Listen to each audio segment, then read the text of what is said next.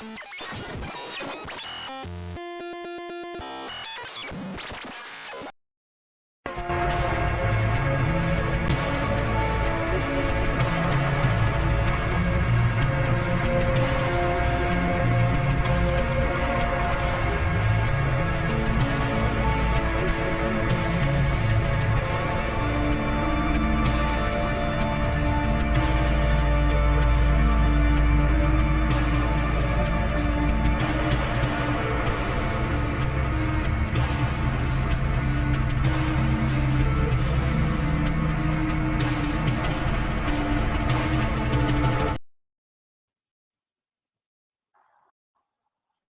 the Rio Grande Valley, good morning, good evening, across the nation, around the world.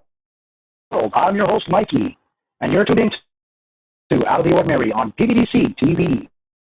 Say hi to some people. Hey, Liz, Calvin, what's up, my brother? Natalie, hey, what's going on? And I'm getting where the audio is going in and out. I might be having a little bit of difficulties, but we do have winds right now, so bear with me. All right. Let's get started here with some fluff articles. We start off with the first one. GameStop water bottle burglar.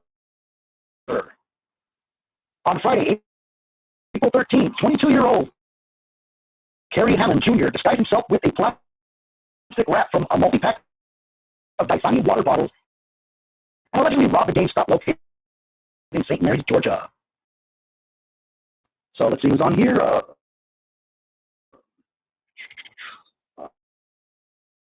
Hi, Connor. Mike Phelps. Hello. Cosmo, man. What's going on, bro? All right. The St. Mary's Police Department has issued an arrest warrant for Keith after surveillance cameras caught him red-handed, disguised as a six-pack of water bottles.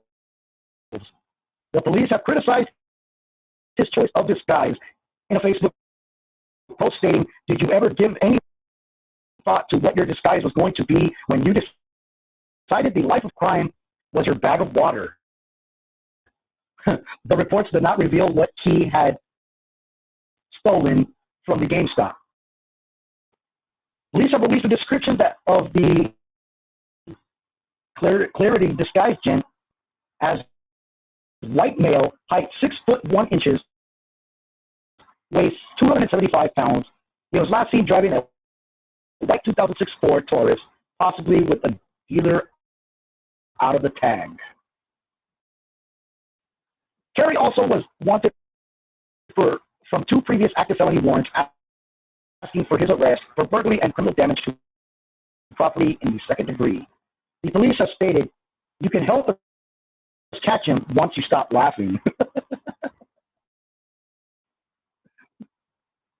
And Liz says here, it sounds like the aliens are trying to stop you from talking about them on Ryan. Well, I wouldn't say it was aliens. Hey, Kisa, how you doing?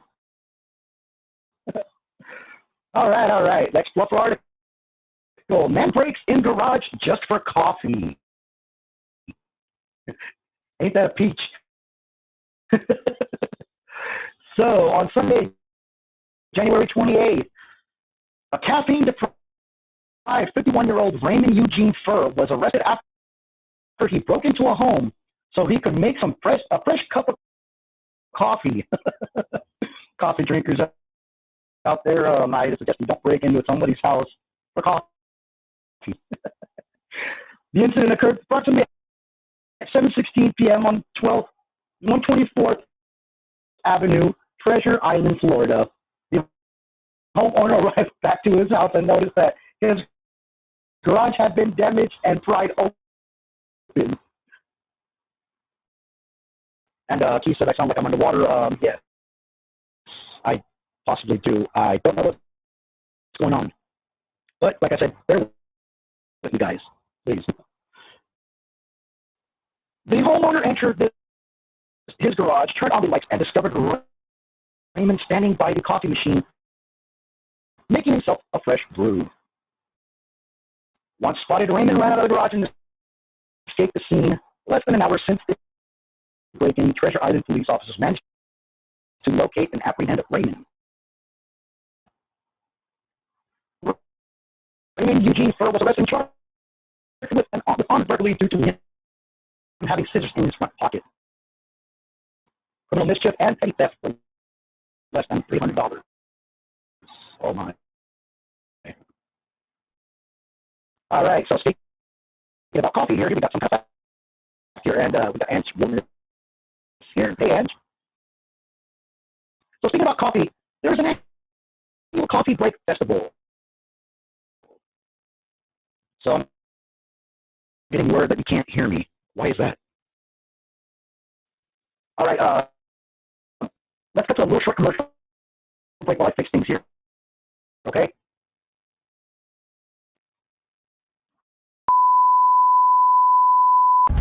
This is Mr. Applewhite speaking. There is nothing wrong with your device. Join me here on Psycho Bunny DC. A delightfully dreadful consternation of horror content. Use your head and free your mind.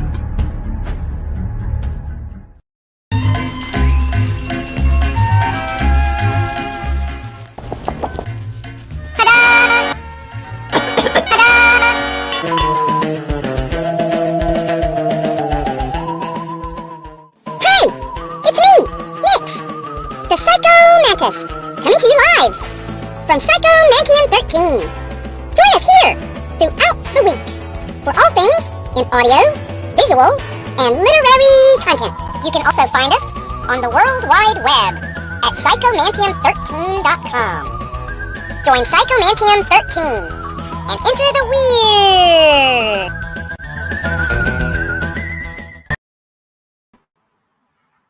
All right. Let me know if you can hear me now. So, where was I now? Much better? Great.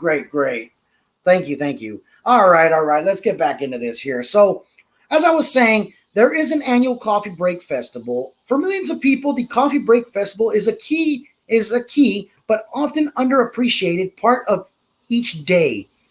To stop and give a break to its proper due, the town of Steubenton, Wisconsin, I don't know if I'm saying that right, hosts an annual coffee break festival. The gathering includes coffee tastings, brew-offs, and bean splitting contest. Why Steubenton? According to city officials, the coffee break was born in the city in the late 1800s, as women working at the local Gunderson tobacco warehouse began the ritual for pausing during the workday to brew up some coffee and have a chat. All right, thanks guys. I'm glad that it sounds a lot better. Thank you. So there's an actual coffee break festival. Now, here we go with something. Dolphins sleep with one eye open. Wonder if they grip their pillows tight. Yeah, I made a Metallica reference. Yep. Dolphins are known to be one of the smartest animals on the planet, possibly because they can conserve their brain power. Because they must be constantly on the lookout for predators, the marine mammals have developed a neat trick of maintaining partial consciousness even as part of their brain sleeps. Researchers have tested whether this half sleep negatively impacts the animal's alertness during the day, but have found that even after 5 days of having their nocturnal alertness constantly tested, they've remained as alert and perceptive as ever. So, Channel 9, what's going on? And, Cosmo says, a ritual, that sounds very terrifying. It's not that kind of ritual. So, all right, and on to the next weird fact. There's a Lego bridge in Germany that you can walk across. Yes, a Lego bridge in Germany. The German town of Wuppertal is home to the Lego Brücke, also known as the Lego Bridge, a bridge that looks like it's made of candy-colored Lego bricks, providing a foot and a bikeway for those looking to cross over the streets below. Despite appearances, the bridge is not made of giant plastic bricks, however, but concrete, and it was painted to look like the popular building toys by street artist Martin Hewald. And Akash says, that sounds like your feet will hurt. Yeah, pretty much. So we got a new person here. What is this? Well, let me explain to you a little bit about what this is. I host a show called Out of the Ordinary, which I talk about anything that has to do with stuff that isn't of this world, weird things, weird happenings, aliens, conspiracies, ghosts, and stuff. So that's basically all in a nutshell what I'm about. So hope that answers your question.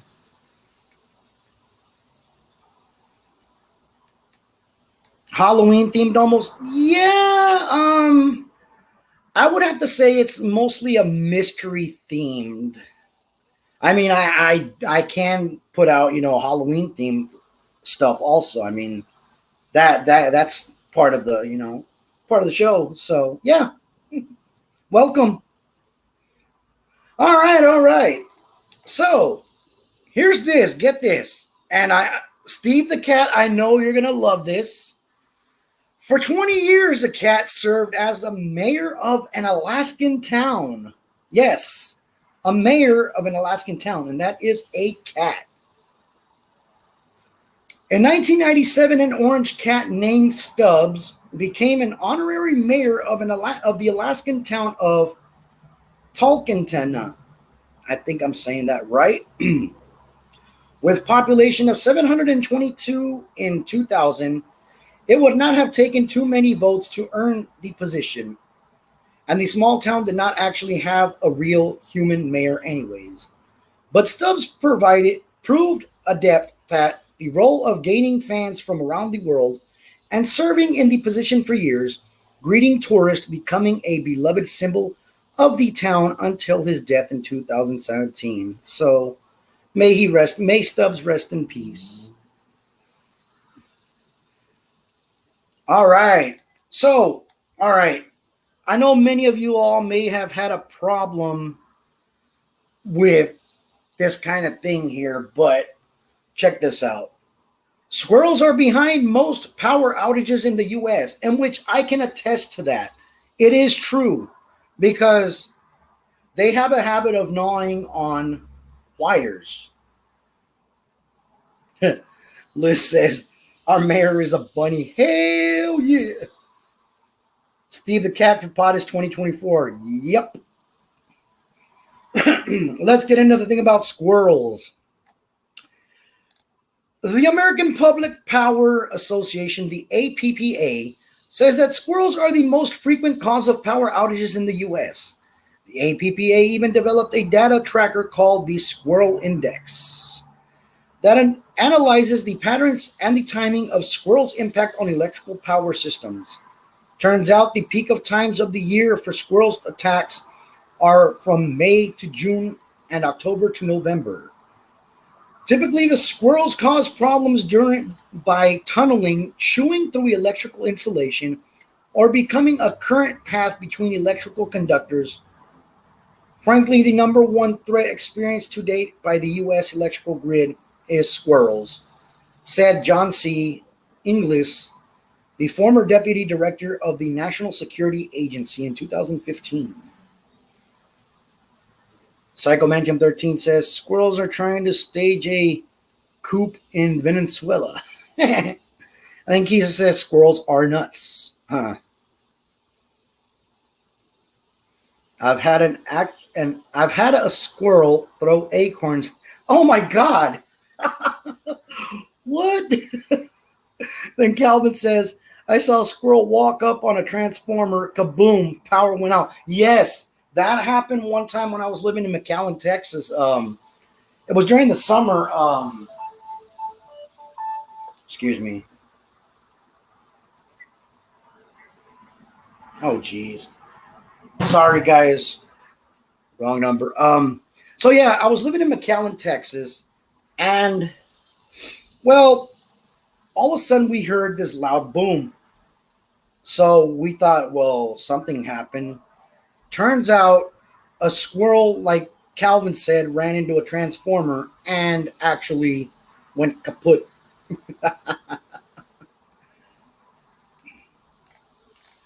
All right, all right. So here's the other fluffer article. Woman caught naked eating Cheetos. Ha! On Tuesday, April 17th, 29-year-old Evelyn Elaine Washington was arrested after a homeowner returned to find the suspect lying naked in a bathtub whilst eating a packet of Cheetos. The arrest affidavit from the Monroe Police Department stated that the victim returned home in Church Street. Oops, lost my place. Monroe, Louisiana at 5 p.m. Upon arrival, she noticed completely unclothed Evelyn lying naked in her bathtub while snacking on a bag of Cheetos. The victim asked Evelyn why she was in her house. The suspect told her that it was an unnamed man who told her to break into her home. The police were definitely called to the residence and Evelyn was apprehended. The police noted that residents had broken the window and a tall ice chest outside underneath the window sill. In the bathroom was a plate of food and a half-eaten bag of Cheetos on top of the toilet and bathtub full of water. The victim detailed that she did not know the suspect, nor did the suspect know the victim. Evelyn Elaine Washington was arrested and charged with simple criminal damage to property and simple burglary. She's being held in the Wichita Correctional Center with bond of $8,000. So, if you don't want to be paying $8,000, don't break into somebody's house and eat Cheetos in their bathtub naked. So Liz says, that's me when I take edibles. There was a small fireball, says Calvin, and the squirrel exploded. Yeah. I didn't see actually when the actual squirrel exploded. The only thing I saw was a dead squirrel on the ground by a power pole. So let's okay. Let's get into some music news now. Dee Snider releases official video for Down But Never Out. Jason Newsted of Metallica unboxes Metallica's upcoming remastered deluxe Black Album box set.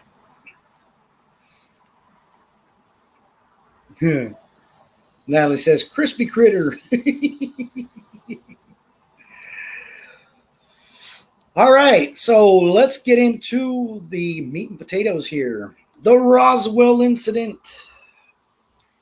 The Roswell Incident, events surrounding the crash and recovery of a U.S. Army Air Force's high-altitude balloon in 1947 near Roswell, New Mexico, which became the center of a conspiracy theory involving UFOs and extraterrestrials.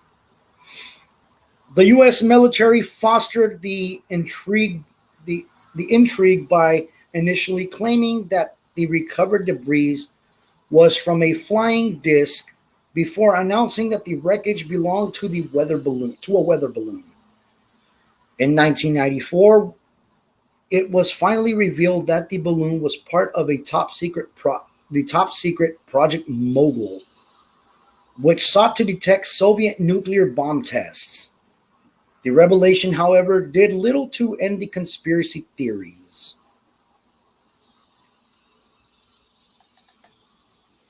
So let's see the comments here. Natalie says, I love squirrels.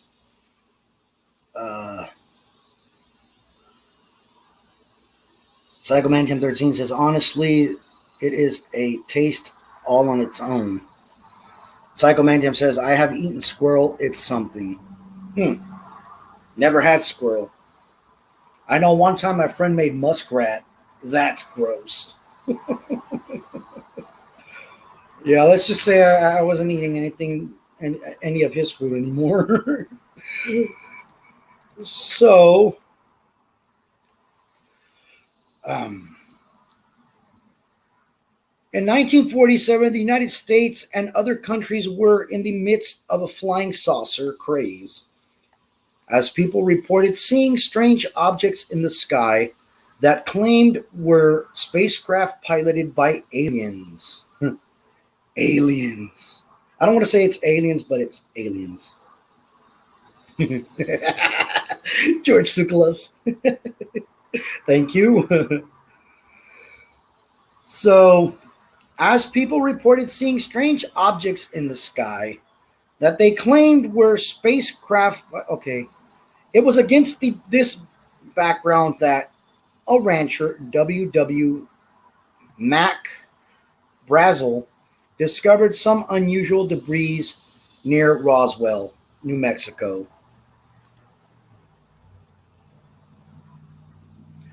So there's one of the actual footage of Roswell, the crash, right there. You can see the debris and everything like that. So let me get back here. Discovered some unusual debris near Roswell, New Mexico. In June, the material included tinfoil, rubber strips, and sticks. The following month, he took the items to the Roswell sheriff, who in turn contacted the Roswell Army Airfield, the RAAF. After collecting the wreckage, the RAAF issued an extraordinary press release that stated that the flying disc had been retrieved from a local ranch. The Roswell Daily Record immediately picked up the press release, and on July 8th, the story was printed with the headline, RAAF captures flying saucer on ranch in Roswell region. So they did come out with the fact that, the all of that. See, that's the picture of where he turned it into the sheriff. And you see, authorities actually say that, this is all fake, it's a weather balloon, but that could just be a cover up of, what's really going on. So let's get back into this. Almost immediately, however, the military announced that the saucer had actually been a weather balloon carrying a radar target, a device somewhat like a box kite made of foiled paper fastened to balsa wood frame.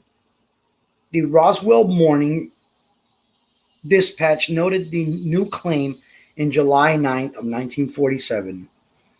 Story entitled Army Debunks Roswell Flying Disc as World Simmers with Excitement.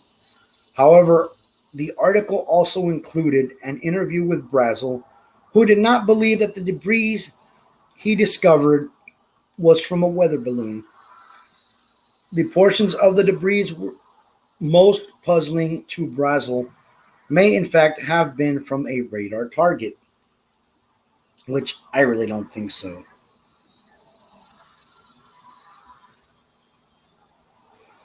So Natalie says, I was really looking forward to see all those people storming the Area 51. You know what? I was too. And, it never happened. But you know what? I'm glad it didn't, because many people would have lost their lives. Why? Because you can't just go into Area 51. They have armies and stuff. So Kisa says tinfoil hats.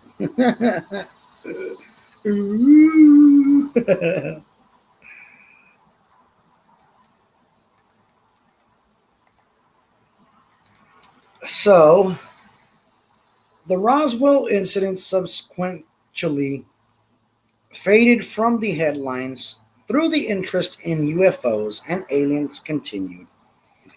The Roswell Incident was published in 1980. The book authors were Charles Berlitz and William L. Moore, labeled The Weather Balloon Explanation a cover story. They argued that the original debris, which they believed was from a crash flying saucer, had been flown to Wright Field, later Wright-Patterson Air Force Base, near Dayton, Ohio. A material from the weather balloon was hastily substituted. Although the book was widely disputed, it sparked additional conspiracy theories, as well as a number of hoaxes. So, Psycho Mankin 13 says, California is proof of that. He says, no, stupid, what? Stupid multiplies. And says, there's a scene in Signs where an alien come out of behind the bush. Yeah. Was it behind a bush or behind a cornfield? I don't remember.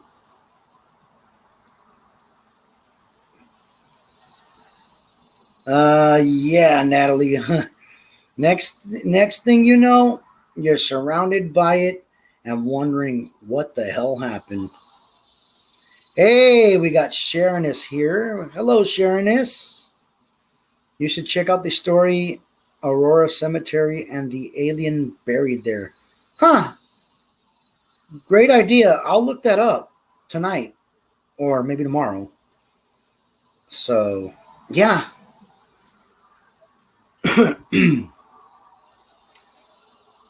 All right. Where was I now? Okay, host. Notably, in 1984, documents surfaced that were alleged to be classified memos concerning Majestic 12, MJ-12, a secret operation launched by President Harry S. Truman to handle the Roswell Incident. The documents, however, were later determined to be fake, and no evidence was found to support the existence of MJ-12. This was followed by an alleged alien autopsy film in 1995 that purported to show the dissection of an alien corpse from the Roswell Incident. The 17-minute video was later claimed to be a fraud by its director. Now, I have something to say about this one here. You know, supposedly that this director claimed it was a fraud. You know, could it be possible that maybe they tried to shut the director up? You know,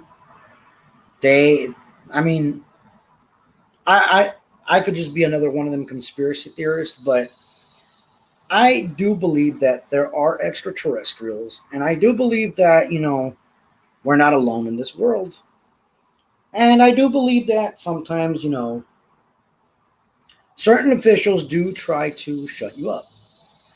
So Natalie says, I think it should be called the Roswell Shenanigans.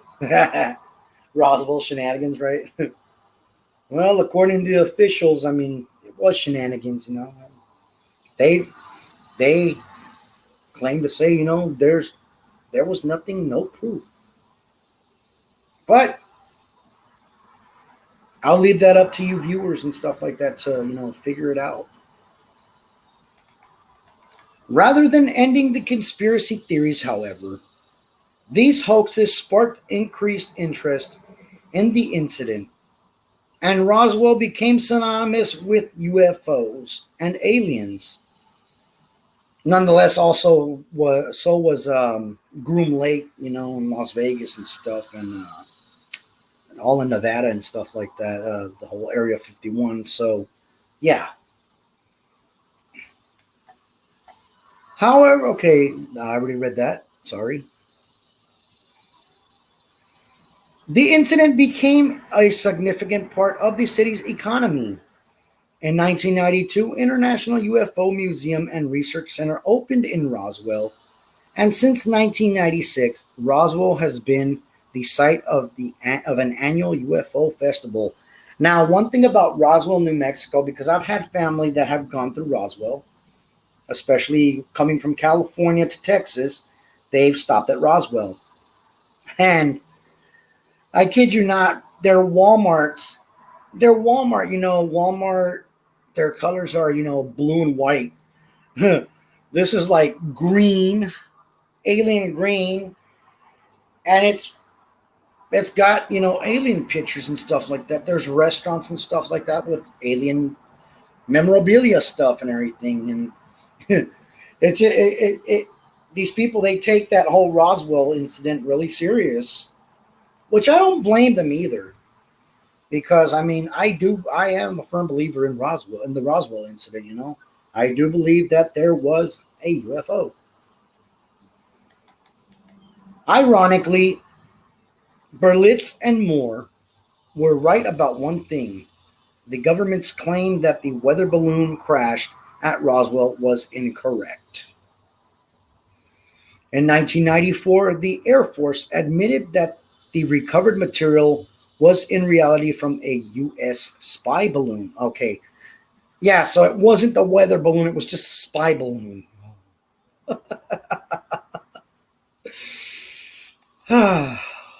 Part of Project Mogul, it was attempted to monitor anticipated nuclear test by the Soviet Union in 1997.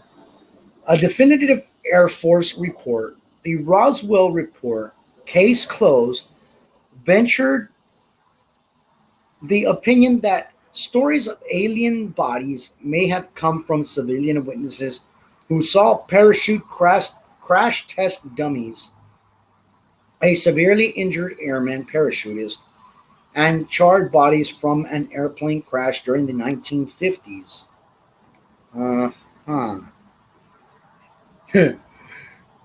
Psycho Mansion says, spy balloons? Doesn't sound any better. And Keisa says, it was Santa Claus.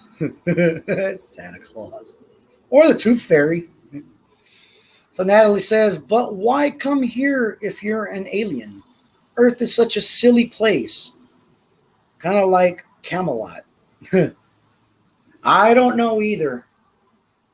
I guess, they come to, check up on us. See how much stupidity is going on around here. So, the report proposed that the crash test dummies, the airmen, and the charred bodies in their memory. Many UFOologists, however, say these explanations were seen as part of a continuous cover-up by the U.S. government. Now, guys, that's the end of that. I'm going to read another fluffer article. Just to, lengthen it out a little bit. Let's see here. All right, here we go with another fluffer article. Officer throws can of beans at criminal armed with a hammer. Yes, that's right, you heard. An officer throws a can of beans. Okay, so you don't want... He beamed him.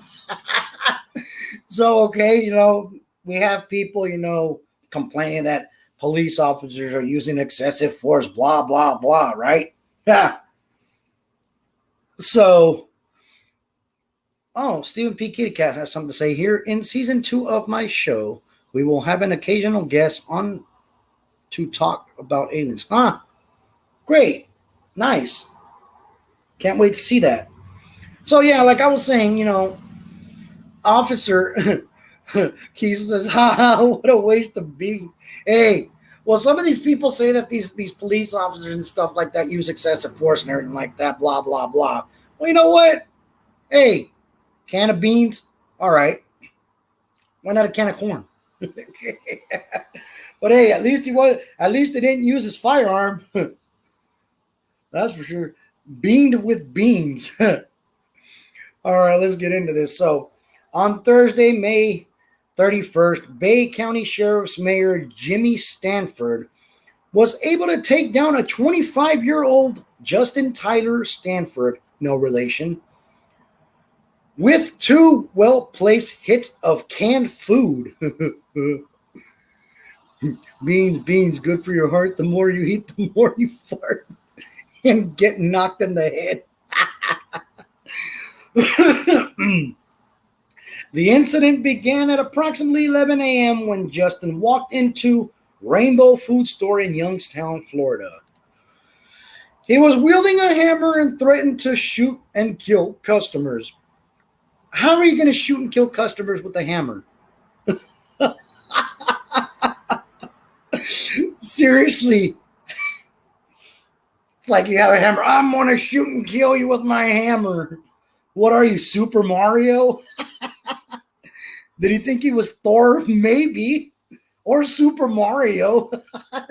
Something like that. I mean, geez. Major Jimmy was in the store whilst the robbery was taking place and jumped into action by grabbing canned goods off the shelf and launching them at the suspect.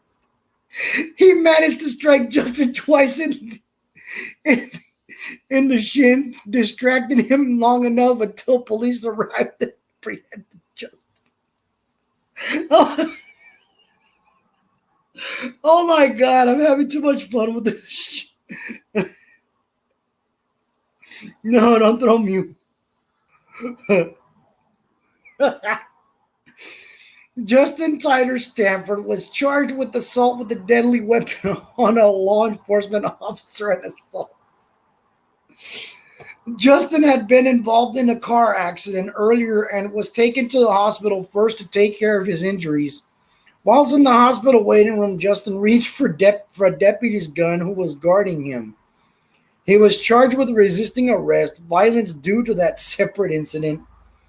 Major Jimmy Stanford and Justin Stanford have no relation to one another. Assault by Beans. He's being assaulted.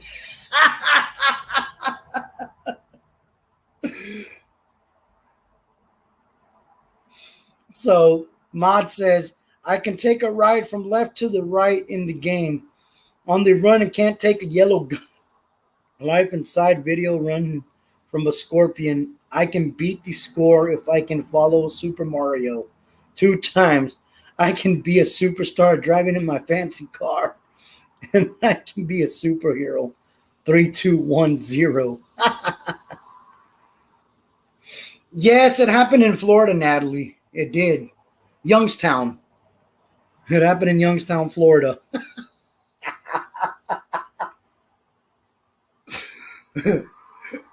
I happen to know things about Florida. It's a me. All right, guys. Well, that's my show for tonight. It was a little bit short, but hey, I'll be back next Monday. Thanks for tuning in. I will see you next Monday. Bye.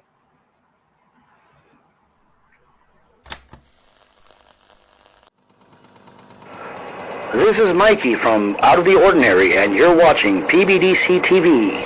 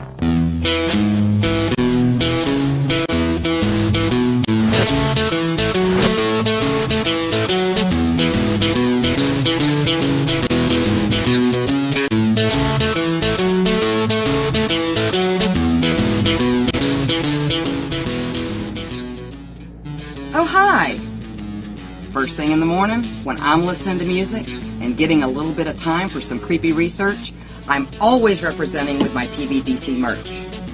What a better way to have a cup of coffee in the morning.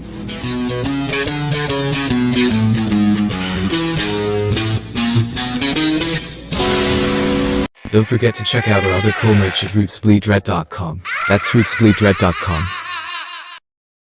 This is Professor Edgar Fluffosaurus from Spooky Tales with Steve the Cat, and when I'm not hosting Monster Chat or knocking down small Japanese cities, I'm watching PBDC TV. Now back to the show.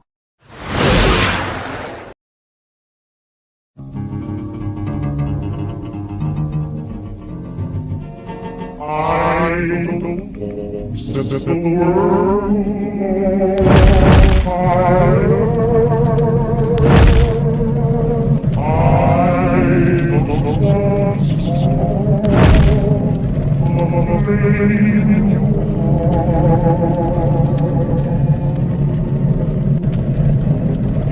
in my house.